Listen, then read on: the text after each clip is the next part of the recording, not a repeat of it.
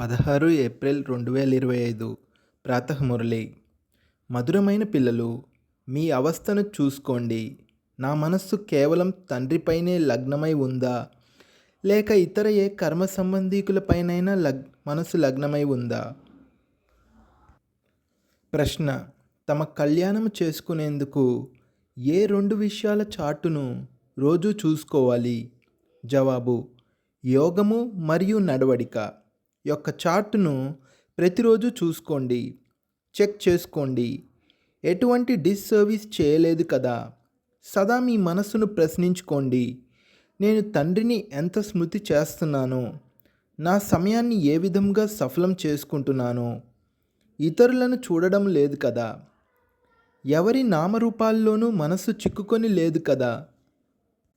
పాట: ముఖమును చూసుకో ఓ ప్రాణి. ఓం శాంతి. ఇలా ఎవరు అన్నారు? అనంతమైన తండ్రి. ఓ ఆత్మలారా అని అన్నారు. ప్రాణి అనగా ఆత్మ అని అర్థము.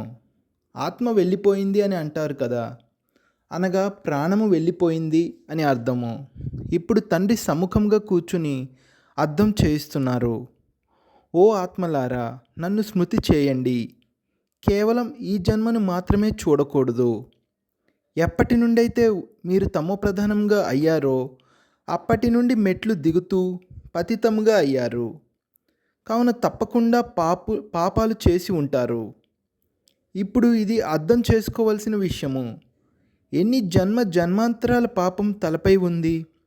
అది ఎలా తెలుస్తుంది? స్వయాన్ని చూసుకోవాలి. నా యోగము ఎంత కుదురుతుంది? తండ్రితో ఎంత ఎక్కువగా యోగం కుదురుతుందో అంతగా వికర్మలు వినాశనమవుతాయి. బాబా అంటున్నారు, నన్ను స్మృతి చేయండి, అప్పుడు మీ వికర్మలు వినాశనమవుతాయి అన్నది గ్యారంటీ. ప్రతి ఒక్కరూ తమ మనసులో చూసుకోవాలి, తండ్రితో నాకు ఎంత యోగం కుదురుతుంది. ఎంతగా మనం యోగము జోడిస్తామో, పవిత్రంగా అవుతామో అంతగా పాపాలు కట్ అవుతూ ఉంటాయి. యోగము పెరుగుతూ ఉంటుంది. పవిత్రంగా అవ్వకపోతే యోగము కూడా కుదరదు.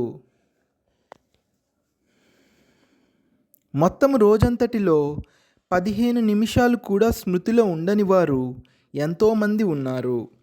స్వయాన్ని ప్రశ్నించుకోవాలి. నా మనస్సు శివబాబాపై ఉందా, లేక దేహదారులపై ఉందా, కర్మ సంబంధీకుల మొదలైన వారిపై ఉందా? మాయ పిల్లలనే తుఫాన్లోకి తీసుకొస్తుంది కదా. నా అవస్థ ఎలా ఉంది అనేది స్వయం కూడా అర్థం చేసుకోగలరు. శివబాబాపై మనస్సు లగ్నం అవుతుందా, లేక ఎవరైనా దేహదారులపైన, కర్మ సంబంధీకులు మొదలైన వారితో మనస్సు లగ్నమైనట్లయితే నావి చాలా వికర్మలు ఉన్నాయని అర్థం చేసుకోవాలి. వాటి వలన మాయ గొయ్యిలో పడేస్తుంది.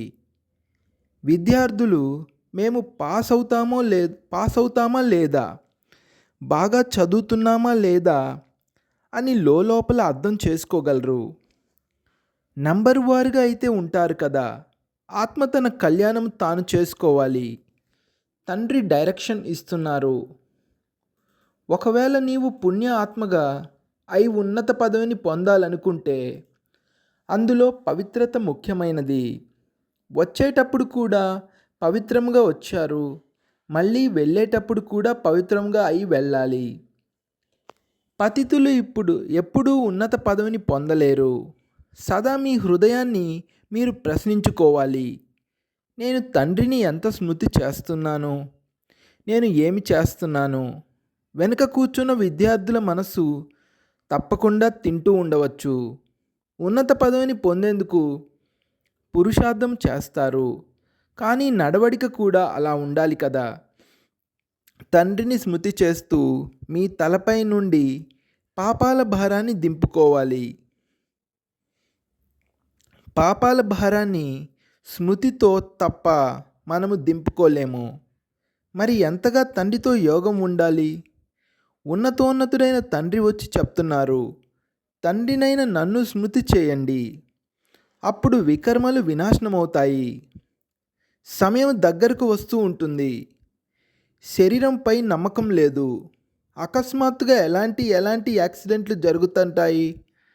అకాల మృత్యు అకాల మృత్యువులది ఇది ఫుల్ సీజన్. కావున ప్రతి ఒక్కరూ స్వయాన్ని చెక్ చేసుకుని తమ కళ్యాణంను చేసుకోవాలి.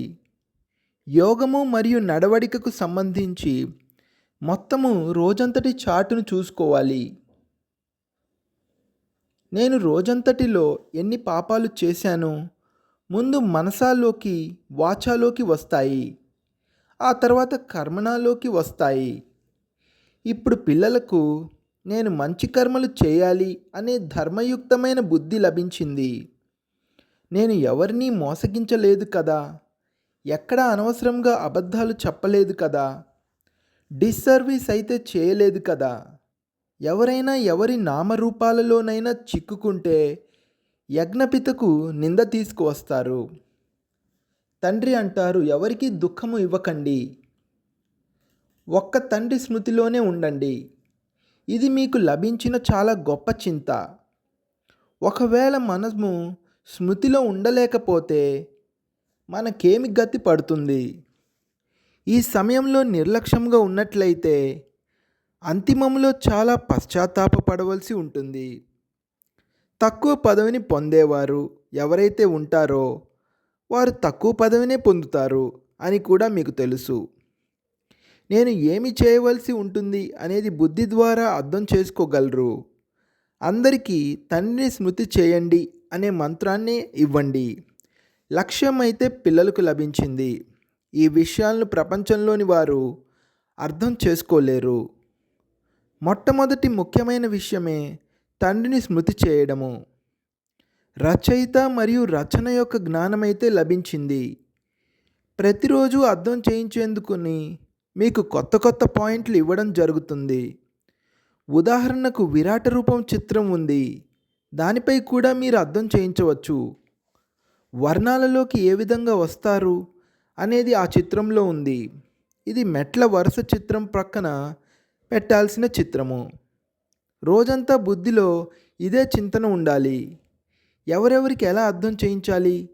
సేవ చేయడం ద్వారా కూడా తండ్రి స్మృతి ఉంటుంది. తండ్రి స్మృతి ద్వారానే వికర్మలు వినాశనమవుతాయి. తమ కళ్యాణం కూడా చేసుకోవాలి. తండ్రి అర్థం చేయించారు, మీపై 63 జన్మల పాపం ఉంది. పాపం చేస్తూ చేస్తూ సతోప్రధానం నుండి తమోప్రధానంగా అయిపోయారు. ఇప్పుడు నా వారిగా అయిన తరువాత ఇక ఏ పాపకర్మను చేయకండి.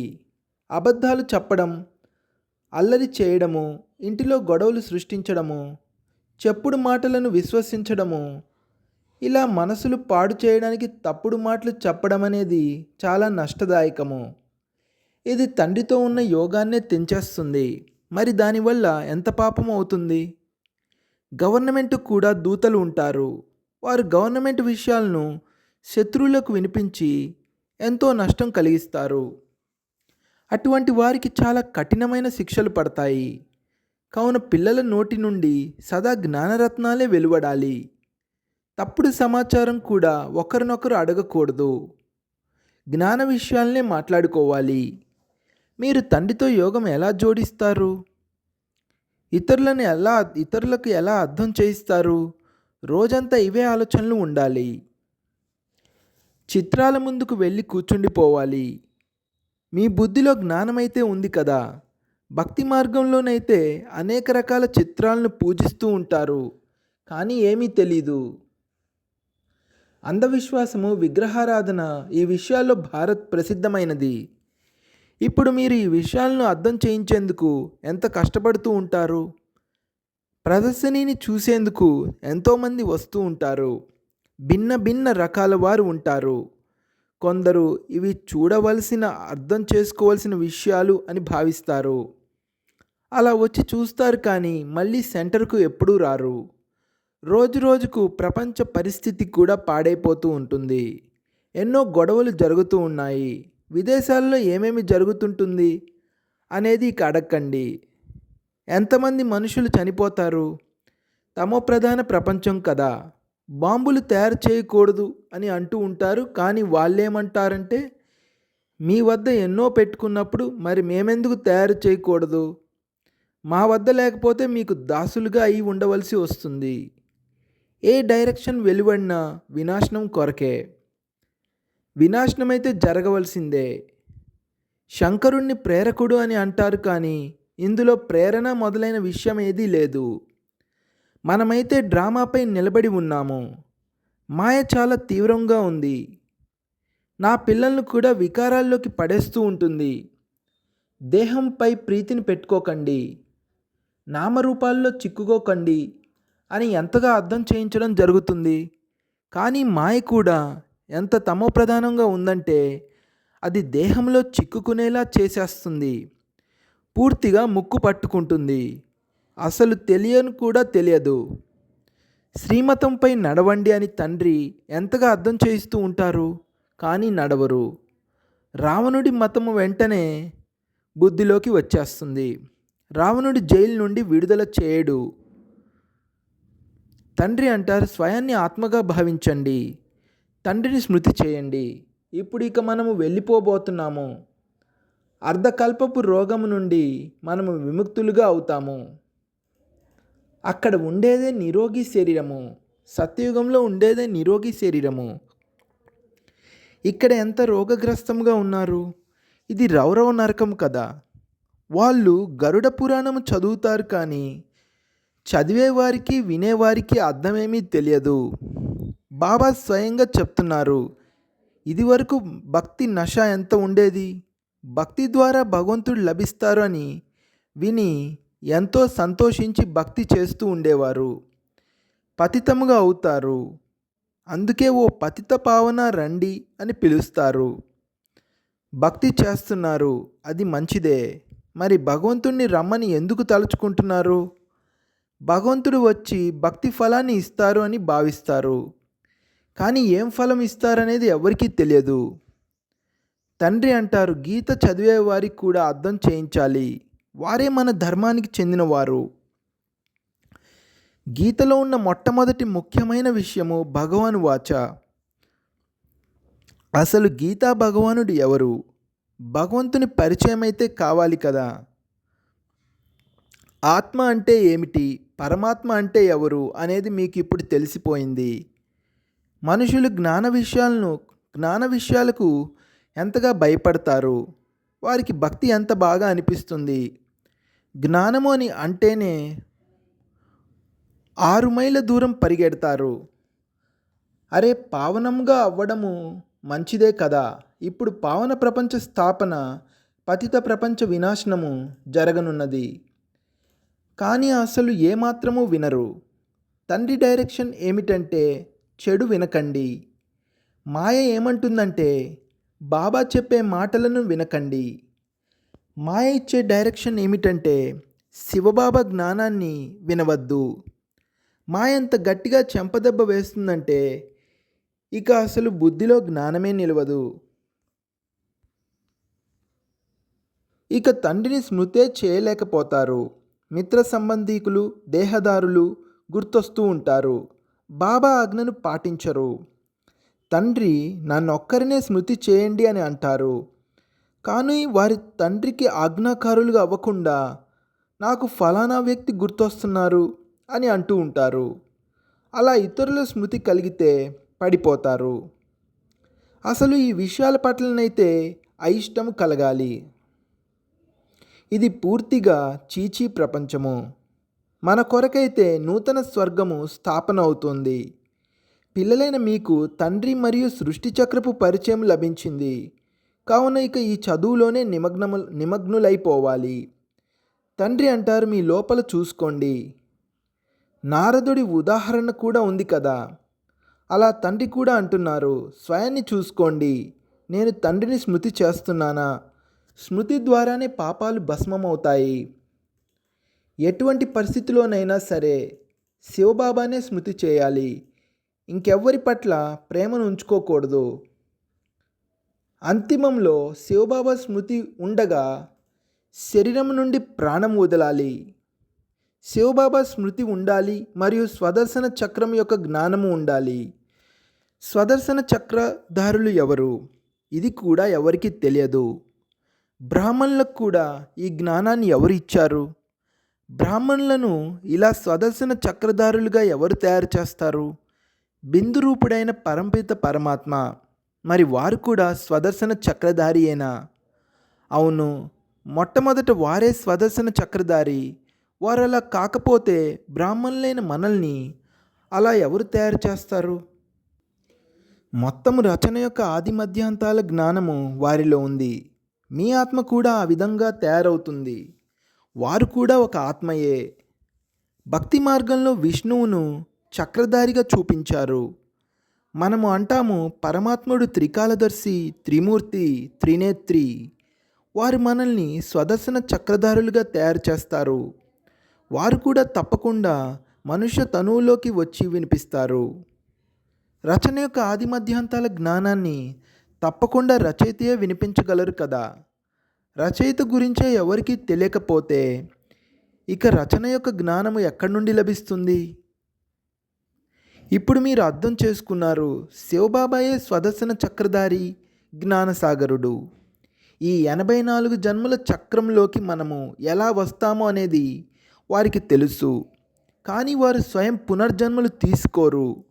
వారికి జ్ఞానం ఉంది, దాన్ని మనకు వినిపిస్తున్నారు. కావున మొట్టమొదటైతే శివబాబాయే స్వదర్శన చక్రధారి. శివబాబాయే మనల్ని స్వదర్శన చక్రధారులుగా తయారు చేస్తారు, పావనంగా తయారు చేస్తారు. ఎందుకంటే పతిత పావనుడు వారే, రచయిత కూడా వారే. తండ్రికి పిల్లల జీవితం గురించి తెలుసు కదా. శివబాబా బ్రహ్మ ద్వారా స్థాపన చేయిస్తారు. చేసేవారు చేయించేవారు కదా. మీరు కూడా నేర్చుకోండి, ఇతరులకు నేర్పించండి. తండ్రి చదివిస్తారు, అలాగే ఇతరులను కూడా చదివించండి అని అంటారు. కావున శివబాబాయే మిమ్మల్ని స్వదర్శన చక్రధారులుగా తయారు చేస్తారు. వారు అంటారు, నాలో సృష్టి చక్రం యొక్క జ్ఞానం ఉంది, కావుననే వినిపించగలుగుతున్నాను. 84 జన్మలు ఎలా తీసుకుంటారు అనేది ఈ 84 జన్మల కథ బుద్ధిలో ఉండాలి. బుద్ధిలో ఈ విషయం గుర్తున్న చక్రవర్తి రాజులుగా తయారవ్వగలరు. ఇది జ్ఞానము. కానీ యోగము ద్వారానే పాపాలు కట్ అవుతాయి. ఇది జ్ఞానము, కానీ యోగము ద్వారానే పాపాలు కట్ అవుతాయి. మొత్తము రోజంతటి చార్టు చూడండి. స్మృతియే చేయకపోతే ఇక చార్టు కూడా ఏమి పెడతారు? రోజంతట్లో ఏమేమి చేశారు అన్నదైతే గుర్తుంటుంది కదా. కొందరు మనుషులు ఎలా ఉంటారంటే, వారు నేను ఎన్ని శాస్త్రాలు చదివాను, ఎంత పుణ్యము చేశాను అన్న లెక్కాపత్రము కూడా రాసుకుంటారు. అలా మీరు అంటారు, ఎంత సమయము స్మృతి చేశాను, ఎంత సంతోషంగా తండ్రి పరిచయాన్ని ఇచ్చాను. తండ్రి ద్వారా ఏవైతే పాయింట్లు లభించాయో వాటిని గడియ మంథనము చేయండి. ఏ జ్ఞానమైతే లభించిందో దాన్ని బుద్ధిలో గుర్తుంచుకోండి. ప్రతిరోజు మురళిని చదవండి, ఇది కూడా చాలా మంచిది. మురళిలో ఏవైతే పాయింట్లు ఉన్నాయో వాటిని గడియ మంథనము చేయాలి. ఇక్కడ ఉన్నవారి కంటే కూడా బయట విదేశాల్లో ఉన్నవారు ఎక్కువ స్మృతిలో ఉంటారు. ఎంతమంది బంధనములో ఉన్నవారు ఉన్నారు, వారు బాబాని ఎప్పుడూ కూడా చూడలేదు. కానీ ఎంతగా స్మృతి చేస్తారు? వారిలో నష ఎక్కి ఉంటుంది. ఇంటిలో కూర్చొని ఉండగానే సాక్షాత్కారాలు జరుగుతాయి.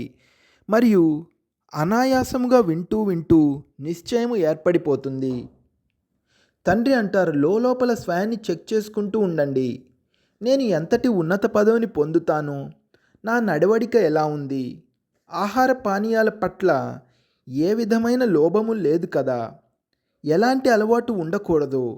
ముఖ్యమైన విషయము అవ్యభిచారి స్మృతిలో ఉండడము. మీ హృదయాన్ని ప్రశ్నించుకోండి, నేను ఎవరిని స్మృతి చేస్తున్నాను, ఎంత సమయము ఇతరులను స్మృతి చేస్తున్నాను. జ్ఞానాన్ని కూడా ధారణ చేయాలి, పాపాలను కూడా కట్ చేసుకోవాలి. కొందరు ఎలాంటి పాపాలు చేశారంటే ఇక అడగకండి, ఇది చేయండి అని భగవంతుడు చెప్తారు.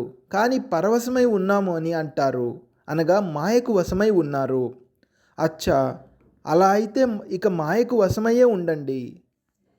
మీరు అయితే శ్రీమతంపై నడవాలి, లేకపోతే మీ మన్మతంపై నడవాలి. ఈ పరిస్థితిలో నేను ఎంతవరకు పాస్ అవ్వగలను, ఏ పదవిని పొందుతాను అని చూసుకోవాలి.